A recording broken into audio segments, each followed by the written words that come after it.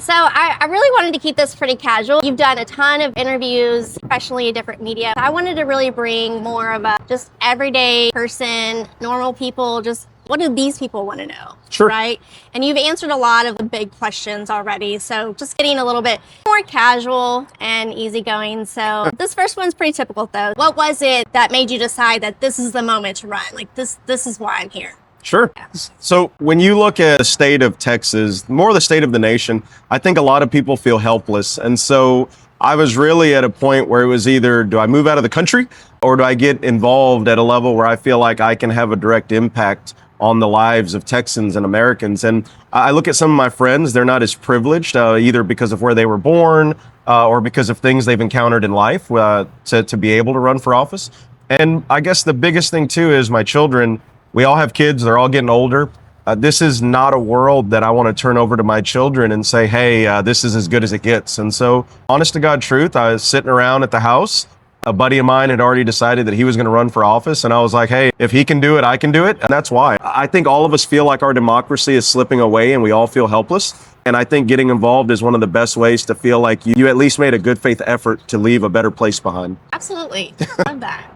So you're running for lieutenant governor. Yes, ma'am. And which is a position that so many people don't know about. Yes, or ma'am. they know the name, but they don't know really what it does. Most people believe that the governor has the highest power, right? The president, and lieutenant governor would be vice president. But in Texas, that is not how it works, right? So the lieutenant governor actually has more power than people realize. So what about this position do you feel like people don't realize is as important about this job? It's called the lieutenant governor, but a gentleman in Dallas that I met at a meeting, he had the perfect term. You're actually running to be the president of the Texas Senate. Granted, it's the lieutenant governor spot, but I think a lot of people fail to realize that the lieutenant governor's ability to set the agenda for the Texas Senate is one of the most important powers in the Texas legislative process. And so for me, I think a lot of people need to understand that you are never going to see meaningful change if you don't have someone running the Texas Senate that's going to prioritize the bills that make your life better. And so, look, we all complain about Mike Miles and the fact that he needs to go. I agree. But we're not getting rid of Mike Miles without a new governor. And so when you look at the lieutenant governor's office, we complain about property taxes. We complain about the lack of funding for schools. We complain about the low minimum wage. But until we get a lieutenant governor that's going to give those bills a low number or a high priority, we're never going to see change. And so that's what I think people need to know. So you brought up some of the things, but just to give a better idea for people, what are some of the things that can be brought to the table? Sure. These concerns that people have. As a lieutenant governor, what are some of those things that can be brought to the table and you can address? Sure. Look, I think the first and the easiest, rolling with the idea that a rising tide lifts all boats, there is no reason that we shouldn't have legislation that raises the state minimum wage. That's got to be one of our first priorities. We have to make sure that Texans that work a full-time job can afford housing, they can afford to eat.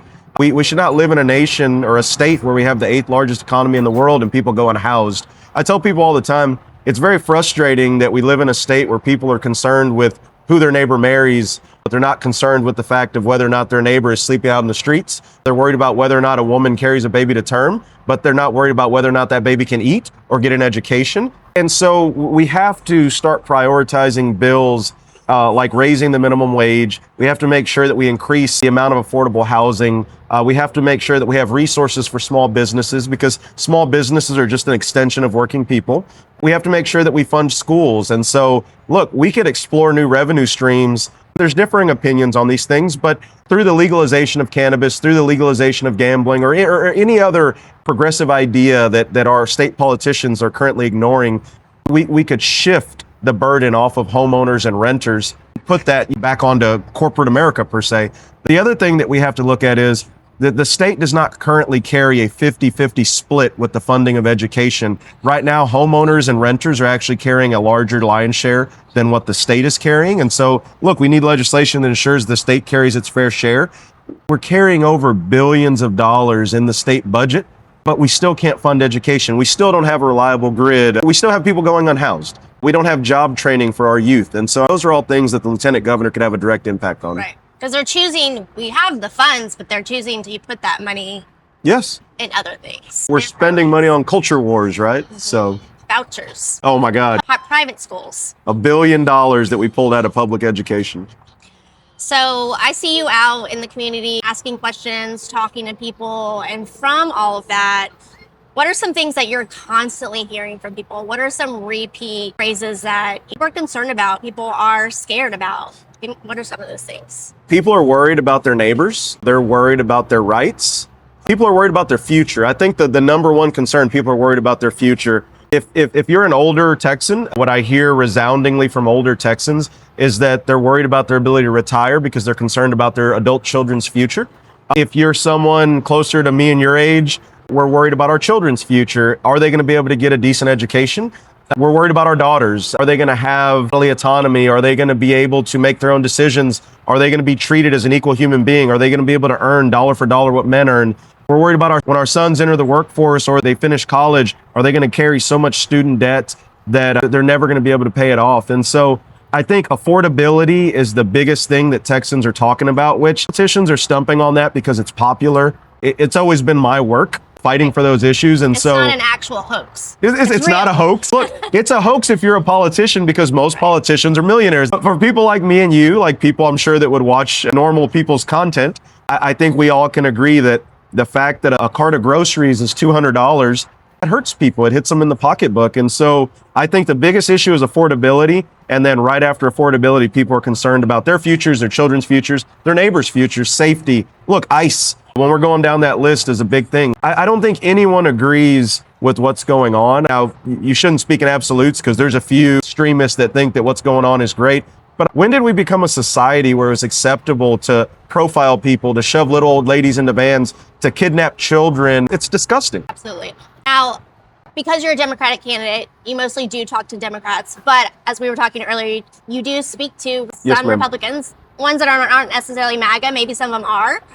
But what are you hearing from that side? What are you hearing from the Republicans that are saying that they're going to vote for you? Because funny, spoke to a guy the other day in the Union Hall. His name's Bob.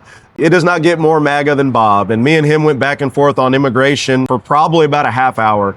But at the end of the conversation, we were able to shake hands. And he said, look, I'm voting for you because I know the work that you do within labor. He's a union guy. I understand what you do for wages, and I need that relief. He goes, I voted for Greg Abbott and Dan Patrick. And they've done nothing to help my overall financial situation.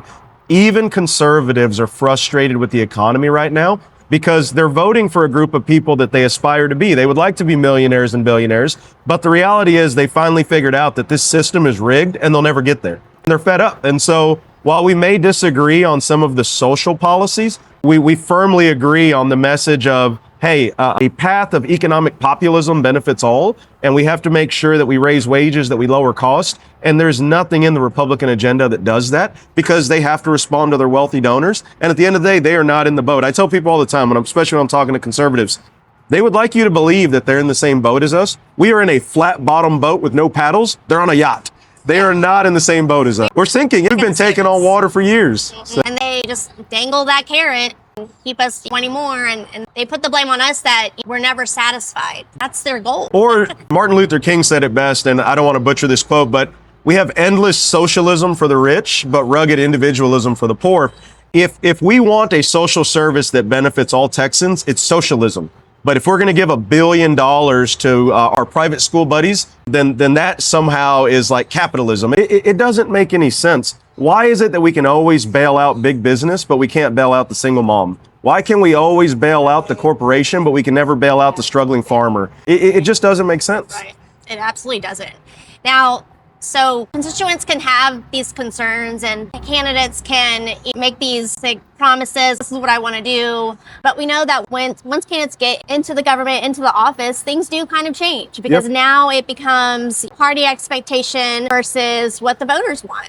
And so we know that there's a balance of that. So how would you balance that party expectation versus what the voters want? How do you find common ground with that? Well, what I'll tell you is you can look at my endorsement list. I don't have any endorsements from anyone in the party. And so I'm not really concerned about party expectations. My allegiance is always going to be to the voters, just like my allegiance right now is to my union members. I am going to push policies that benefit working class people because I'm a normal working class person. I'm looking to go in and improve things for all of us because I am part of that us.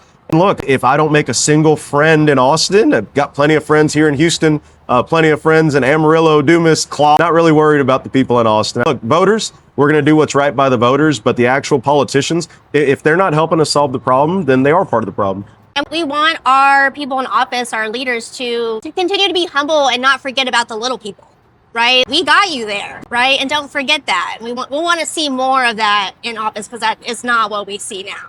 I think when you look, even though within organized labor, I've risen to a position of leadership, I believe in a leadership style of leadership from within. I'm never going to ask the guys to do something I wouldn't do. If the guys are sitting there eating, I'm always breaking bread with the fellows. I'm not too good to sit there and partake in the same things that they do. And I think that's where a lot of times politicians, they lose sight of the fact that you're no better than your most needy constituent, right? We're all in this boat together. And so when you get to the point that you're too good to interact with the people and you're too good to listen to the people, it's time for you to go. And that's why we need term limits. That's why really, like, if you get into office and your biggest focus is your reelection and not improving conditions for working people, then you failed already. Right. Absolutely. I agree. And so to that, getting into office, now it is our job as constituents to hold you accountable. It's Yes, one ma'am. of my favorite things as a constituent, to be able to hold these people accountable. What does that look like for you? How do you envision your constituents holding you accountable in office? I think it's by measuring up what we're able to accomplish. So if after we win, we get into office, and if we're not moving legislation to raise the state minimum wage, if we're not expanding healthcare access, if we're not fighting for marginalized people's rights, if we're not expanding work opportunities, if we're not expanding access to affordable housing, and you see us all of a sudden working on bills that benefit corporate America, hey, you guys need to be out there with signs, protesting, raising Cain, blowing up my phone. But the reality is that's not going to happen. I have zero interest in continuing this downward spiral for working people. I can tell you that politics is a money game for a reason. You get a bunch of rich people together, and what are they going to focus on? Rich people issues. But when you return the power to normal, everyday people, which is what they're fighting against right now, to keep normal people out, then all of a sudden we focus on normal people issues. Absolutely. And I would love to see our candidates just more out into the community. Again, president, federal level, that's a little bit harder. They need protection. But within our state and local, I want to see them out in the community, because, again, that's a very humbling experience. Yep. And putting yourself in situations where you go into these working fields, or you're talking to the moms, or various kinds of people, to really get to stay in that focus of these are the people that I'm helping and be in the know of it. So I would just love to see more of that from our candidates. So here's what I'll tell you. Running for a job that pays $7,000. I'm going to still work my normal job. I will be here in the community. I'll be very accessible here within the city of Houston, San Antonio, Corpus Christi, because I work all over the state, right? And so it's really one of those things where a lot of these politicians, because they're uber wealthy, they're able to hide. I'll still be here running the streets of Houston and every major city, even the small cities. I plan to continue to be the same guy, just as accessible. So we are in early voting season. It started on Tuesday and goes through the 27th, and with Election Day being March 3rd. So people are already starting to see your name on the ballot. Yes, ma'am. When someone sees your name on the ballot, what do you hope that they remember? I guess if there's only one thing they remember, is that this is a normal guy just like me. He's fighting for the same things that are important to me. He's not a career politician. And if that's the only thing they remember, hey, I did my job. I think I told a lot of people when we launched this campaign, we understood that this was a long shot from the start. For a lot of people, they look at politics like, hey, this is my next logical step. I've spent this much time doing this and I want to jump to here. I really entered this race because I was concerned about the state of the Texas economy and conditions for people in the state. And so even if we're unsuccessful in our bid, which I do think will be successful, at least we made people talk about issues that matter to working people. At least we pushed not only our opponents, but the other side to acknowledge that working people matter. Children matter, schools matter, all of our marginalized communities matter. And so, hey, if people remember anything, I want them to remember we stood on the right side of history. Absolutely. Now, some people may still be undecided about you. Yep. There's 3 people in this race, you, Vicki Goodwin, and Courtney Head. Some may still be weighing their options. So if anybody hasn't gone to the ballot yet and they're still wondering anything about you, what's one thing that you want those undecided voters to know about you? I'd like them to know that when you look at the different candidates, priorities matter. My number one priority is the economic advancement of all people within the state of Texas. I believe that education is important. I believe that all the other issues are important, but I think we have to satisfy the hierarchy of needs. And so once we take care of wages, food, and shelter for the people of Texas, the next thing that we have to take care of is education. And I believe that people that are struggling to keep the lights on are not as worried about some of those other issues. And so I think all of those things are things that we have to tackle as quickly as possible. But the most pressing issue to me is the current economic situation for Texans. Absolutely. So you mentioned some of these things, but I just want to make sure it's said loud and clear, because since starting my videos, some of the main questions I've been getting on all the candidates is they want to know, what are these candidates' stands on immigration, women's reproductive systems, their body autonomy, and of course economy, which you talked about. But what those three things, what are your stances on those? So starting at the top, immigration. We live in a state where the system has failed the people of Texas. You can go back to the 60s, the law changed, the people didn't. I support abolishing ICE. I believe that the current Operation Lone Star is not working. We're wasting tax dollars chasing after little old ladies that are going to work and shoving our neighbors into van. And so make no mistake, I do not support anything that ICE is doing right now. It's a slap in the face to law enforcement that have to go through certification and actually be qualified to do the job, for us to give a $50,000 signing bonus to some guy that couldn't pass the minimum requirements to be a police officer. And so we should not be using tax dollars to persecute our neighbors. Look, women's rights and bodily autonomy, they're human rights. It's disgusting that we've rolled the clock back to the 1920s. And so obviously that's a major issue that we have to fight very hard. At a federal level, because we don't have a lot of control, we have to explore avenues at a state level, but those are rights that should be protected, and we have to fight for them. And then the third one was the economy. Hey, I don't know how to make it more clear. The fact that we have a minimum wage that's lower than 30 other states is a slap in the face. And so do not support what's going on with immigration. Do not support the attacks on women's rights. And I believe that when you look at the economy, we have to strengthen the economy by raising wages, lower housing costs, expanding access to apprenticeship opportunities. Well, look, we need free college education in the state. And so those are all things that I'm a firm supporter of, but we can't do them if you don't make it into office. Right. And it's going to take some time. It's Yes, not going to ma'am. be a magic wand, but certainly something that we have to start on at some point. But even if it's not an overnight thing, it should be at the forefront of any politician's mind. Absolutely. So taking a break from politics for a second, just getting to know you Yes, ma'am. as a human. What do you do when you're not campaigning? I know campaigning takes a lot of your time. You're just thrown into it. It's your life right now. But in the times that you're not, what are you doing? I'm one of those people, I really like hanging out in my garage. Me and my daughter, or me and my son. I have 4 children, but 2 of them are more mechanically inclined. They don't mind hanging out in the garage. So I really like working on old cars. Most people in the state of Texas, my hobby kind of drifts to like my upbringing, my passion. And so really like working on mostly old Mopar vehicles. So. It's very relaxing, just allows your brain to quiet and just focus on that, right? When you take something that really is broken that other people would probably send to a junkyard and you bring it back to life, you put it on the road, it's a really rewarding feeling. And honestly, that is right parallel with what's going on in our government right now. Oh, yeah. It's a broken system that needs repair. I say you're the one for the job. What is something that people would be surprised to know about you? Well, I guess surprised to know I played the violin in high school or maybe junior high.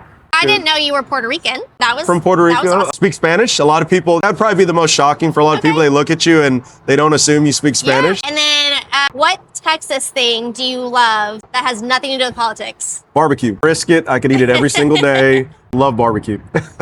And my last question, anything that I didn't mention that you just want to tell the voters out there? Name recognition is a big deal. Be honored if people go to velezfortexas.com. Check us out on social media. I've had a lot of people ask me about issues that we've posted videos about. And so we're trying to get as much content out as possible, but I am just a normal guy. I work a normal job. Yeah. And so we're trying to get as much content out as we can. So if people would check out our socials, it'd really mean a lot. Yeah. Whether they vote for, and the other thing, whether they vote for me or anybody else, please go vote. It's at the point now where things are so bad. It really doesn't matter who you vote for. As long as you vote, you did your part. Right. I do think there are better candidates than others, but engage in the process because the people that we have in office are not it. Right. That made me think of one more question. What, in your opinion, because some voters base their choice on experience. Yes, ma'am. Right. And whether it's you and your party, but any candidate, what is your opinion on experience? Experience is important to a certain degree.